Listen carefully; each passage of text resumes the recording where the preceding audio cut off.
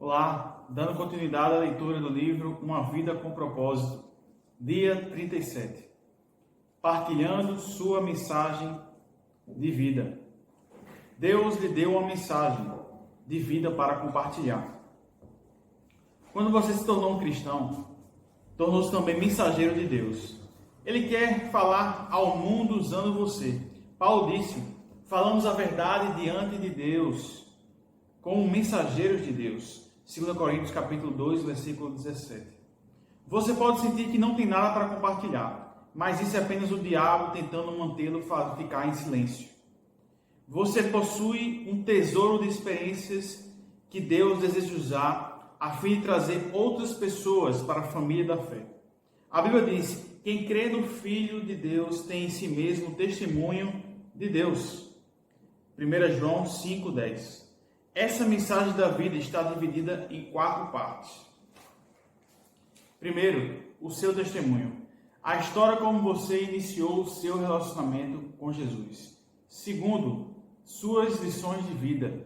As mais importantes lições que Deus lhe ensinou. Terceiro, suas paixões devocionais. As questões pelas quais você mais se interessa segundo a forma que Deus lhe deu. E quarto, as boas novas. A mensagem da salvação. Sua mensagem de vida inclui seu testemunho. O testemunho é a história de como Cristo transformou a sua vida. Pedro nos diz que fomos escolhidos por Deus, fazer a sua obra e falar por Ele, e para contar a todos quanta diferença Ele fez na vida de vocês. 1 Pedro 2,9. Esta é a essência do testemunho. Simplesmente compartilhar as experiências pessoais no que diz respeito ao Senhor. Em um tribunal não se espera que a testemunha debata o caso, comprove a verdade ou insista em determinado veredicto. Esse é o trabalho dos advogados. A testemunha simplesmente conta o que lhe aconteceu ou o que viu. Jesus disse: vocês serão minhas testemunhas. Atos 1:8. E não disse: vocês serão os meus advogados. Ele quer que você conte a sua história aos não cristãos. Dar testemunho é uma das principais tarefas de sua missão neste mundo, porque é algo único. Não há outra história exatamente igual à sua, então somente você pode contá-la. Se deixar de compartilhá-la, ela perderá a sua importância. Você pode não ser um mestre da Bíblia, mas é uma autoridade quando se trata de sua vida, até porque é difícil argumentar com a experiência pessoal. Na verdade, seu testemunho pessoal é mais eficaz que um sermão, porque os não cristãos veem os pastores como vendedores profissionais, mas veem você como um cliente satisfeito. Logo, vão lhe dar mais credibilidade. É mais fácil relatar histórias pessoais que explicar princípios. E as pessoas gostam de ouvi-las. As histórias captam a atenção e ficam em nossa memória por mais tempo. Os não cristãos provavelmente perderiam o interesse se você começasse a citar teólogos, mas têm uma curiosidade natural sobre experiências que nunca tiveram. Histórias compartilhadas criam uma ponte de relacionamento pela qual Jesus pode atravessar do seu coração para os delas. Outra vantagem do testemunho é o fato dele contornar as defesas intelectuais. Muitos céticos que não aceitam a autoridade da Bíblia escutarão sem resistência uma modesta história pessoal. Foi por isso que, em 6 ocasiões distintas, Paulo usou seu testemunho em vez de usar as Escrituras. Versículos de entre Atos 22 e Atos 26. A Bíblia diz: estejam sempre prontos para responder qualquer pessoa que pedir que expliquem a esperança que vocês têm. Porém, façam isso com educação e respeito. 1 Pedro 3, 15 e 16. A melhor forma de estar pronto é escrever nosso testemunho e então memorizar os pontos principais. Divido em 4 partes. Como era a minha vida antes de conhecer Jesus, como percebi que precisava de Jesus, como comprometi minha vida com Jesus e a diferença que Jesus faz em minha vida. Você com certeza tem muitos outros testemunhos para dar, além do relato de sua salvação. Você tem uma história para cada experiência que Deus o auxiliou. Faça uma lista de todos os problemas, circunstâncias e crises na qual Deus interveio ao seu favor. Então, seja sensível e utilize o relato que melhor se relacione com a situação do seu amigo não cristão. Situações diferentes pedem testemunhos diferentes. 2. Sua mensagem de vida inclui as lições de vida que você aprendeu. A segunda parte de sua mensagem de vida são as verdades que Deus lhe ensina a partir de suas experiências com Ele. Trata-se de lições e discernimentos que você continuamente aprende sobre Deus, envolvendo relacionamentos, problemas, tentações e outros aspectos de vida. Davi orou: ó Eterno, ensina-me lições de vida para que eu possa permanecer no curso. Salmo 119, versículo 33. Infelizmente, é comum não aprendermos nada com o que nos acontece. Sobre os israelitas, a Bíblia diz: em várias ocasiões Deus os resgatou, mas eles nunca aprenderam, até que finalmente foram destruídos por seus pecados. Salmo 106, 43. Você provavelmente já conheceu pessoas assim. Embora seja sábio aprender com nossas experiências, é mais sábio aprender com as experiências dos outros. Não há tempo suficiente para aprender tudo na vida por tentativa e erro. Devemos aprender com a lição de vida dos outros. A Bíblia diz: quando alguém está querendo aprender, o conselho de uma pessoa experiente vale mais do que anéis de ouro ou joias de ouro puro. Provérbios 25, 12. Escreva as principais lições de vida que você aprendeu, para que possa compartilhar com os outros. Devemos ser gratos a Salomão por ter feito isso, pois ele nos deu os livros de Provérbios e Eclesiastes, que estão repletos de lições práticas para a vida. Imagine quantas frustrações poderiam ter sido evitadas se aprendêssemos a extrair lições de tudo que acontece com as pessoas que nos cercam. Para pessoas maduras desenvolverem o hábito de extrair lições das experiências do dia a dia, insisto em que você faça uma lista das lições aprendidas. A menos que as tenha anotado, você provavelmente não tem o hábito de pensar nelas.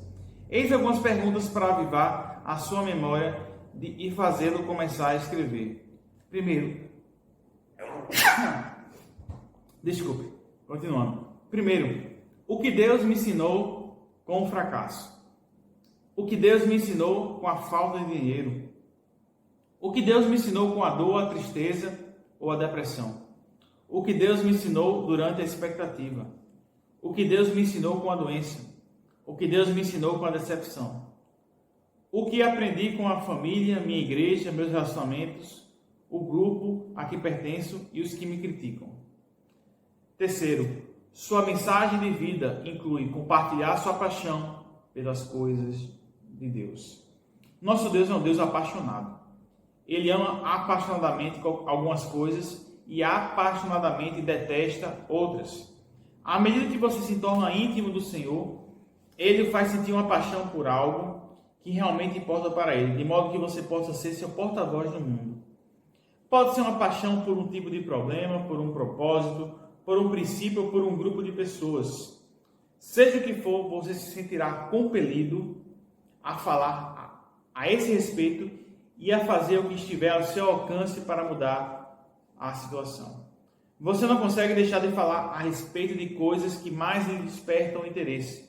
Jesus disse: o coração determina o que ele fala, Mateus 12, 34. Temos na Bíblia dois exemplos disso. Davi declarou: o grande interesse que tenho por ti e pela tua casa arde como uma fogueira dentro de mim. Salmos 69, 9. E Jeremias disse: a tua mensagem queima como fogo em meu coração e em meus ossos. Não posso me manter em silêncio. Jeremias 20, 9. Deus concede a algumas pessoas o ardor para defender a sua causa, uma causa. É quase sempre um problema que foi sentido na pele. Violência, vício, esterilidade, depressão, doença ou alguma outra dificuldade. Às vezes eles fazem as pessoas sentirem um impulso para falar em nome de grupos que não podem falar por si mesmos, os que ainda não nasceram, os perseguidos, os pobres, os encarcerados, os maltratados, os desfavorecidos e os que não têm direito à justiça. A Bíblia está cheia de orientações para defendermos os indefesos.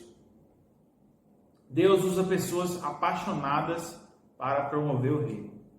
Ele poderá fazê-lo apaixonar-se pelo trabalho de implantar igrejas, fortalecer famílias, financiar traduções da Bíblia ou treinar líderes cristãos. Você pode ter recebido de Deus a paixão por alcançar determinado grupo de pessoas com o Evangelho. Homens de negócio, adolescentes, estudantes estrangeiros, jovens mães ou aqueles que praticam determinado esporte ou lazer. Se você pedir a Deus, Ele fará o seu coração arder por algum país ou por algum grupo étnico específico que precise desesperadamente de um vigoroso testemunho do cristão. Deus nos concede diferentes paixões, a fim de se concretize tudo que Ele quer que seja feito no mundo. Você não deve esperar que alguém se entusiasme por sua paixão. Em vez disso, devemos ouvir e valorizar as mensagens de vidas uns dos outros. Porque ninguém tem tudo para dizer. Jamais menospreze a paixão que Deus concede a outra pessoa. A Bíblia diz: é bom sempre ser zeloso pelo bem e não apenas quando estou presente. Gálatas 4:18. Quarto ponto. Sua mensagem de vida inclui as boas novas. O que são as boas novas? As boas novas revelam como Deus justificou a humanidade. Isso tem início e seu fim mediante a fé. Romanos 1:17. Deus estava em Cristo reconciliando o mundo consigo mesmo, não levando mais em consideração o pecado das pessoas contra Ele. Esta é a maravilhosa mensagem que Ele nos deu para anunciar aos outros. 2 Coríntios 5:19. As boas novas consistem nisso, quando confiamos na graça de Deus para nos salvar, pelo que foi realizado por Jesus. Os nossos pecados são perdoados. Passamos a ter um propósito para viver e nos é prometido um futuro lá no céu. Existem centenas de ótimos livros que ensinam a pregar as boas novas, mas nem todo o treinamento do mundo vai motivá-lo a testemunhar de Cristo, enquanto você não tiver simulado as 8 convicções expressas no capítulo anterior. O mais importante é que você aprenda a amar os perdidos de tal forma como Deus o ama. Deus nunca criou uma pessoa por quem não sentisse amor. Todos são importantes para Ele. Quando Jesus estendeu os braços na cruz, Ele estava dizendo: eis os tanto que os amo. A Bíblia diz: pois o amor de Cristo nos constrange, porque estamos convencidos de que um morreu por todos. 2 Coríntios 5:14. Sempre que você se sentir apático sobre sua missão no mundo, passe algum tempo pensando no que Jesus fez por você na cruz. Você deve se preocupar com os que ainda não creem, porque Deus se preocupa. O amor não lhe dá outra escolha. A Bíblia diz: no amor não há medo. O amor que é totalmente verdadeiro afasta o medo. 1 João 4,18. Um pai se lançaria para dentro de um prédio em chamas a fim de salvar o seu filho, porque o amor por aquele filho é maior que o medo. Se você tem medo de compartilhar o Evangelho de Deus com aqueles que estão ao seu redor, peça a Deus que se encha o seu coração de amor para essas pessoas. A Bíblia diz: Deus não quer que ninguém se perca, mas que todas as pessoas mudem o seu coração e sua vida. 2 Pedro 3,9.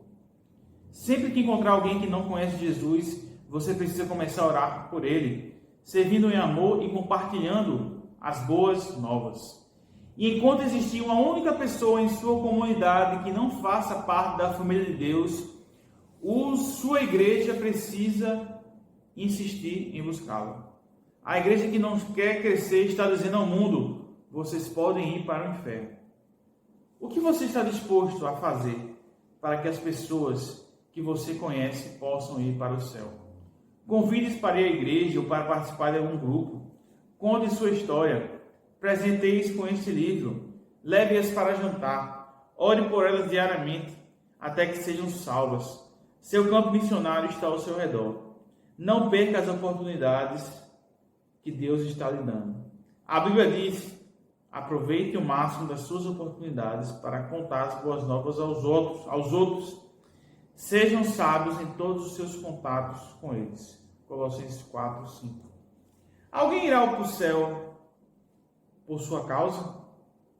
Será que alguém no céu poderá lhe dizer: eu gostaria de agradecer, estou aqui porque você se importou o suficiente comigo para falar do Evangelho? Imagine a alegria de encontrar no céu pessoas que você ajudou a chegar lá. A salvação eterna de uma única alma é mais importante do que tudo mais que você possa conseguir na vida. Somente as pessoas vão viver para sempre. Neste livro aprendemos os 5 propósitos de Deus para a nossa vida. Ele nos faz para que fôssemos membros de sua família, exemplos de seu caráter, exaltadores de sua glória, ministros de sua graça e mensageiros do Evangelho. Desses 5 propósitos, o 5º pode ser realizado somente neste mundo. Continuaremos a exercer os outros 4 na eternidade, de uma forma ou de outra. Por isso é tão importante pregarmos e propagarmos as boas novas. E temos um tempo curto para compartilhar nossa mensagem de vida e cumprir nossa missão. Tema para reflexão: Deus quer dizer algo ao mundo por meio do meu intermédio. Versículo para memorizar: estejam sempre prontos para responder a qualquer pessoa que pedir que expliquem a esperança que vocês têm. Porém, façam isso com educação e respeito. 1 Pedro 3, 15 e 16. Pergunta para meditar: olhando para a minha história pessoal, com quem Deus gostaria que eu compartilhasse a mensagem?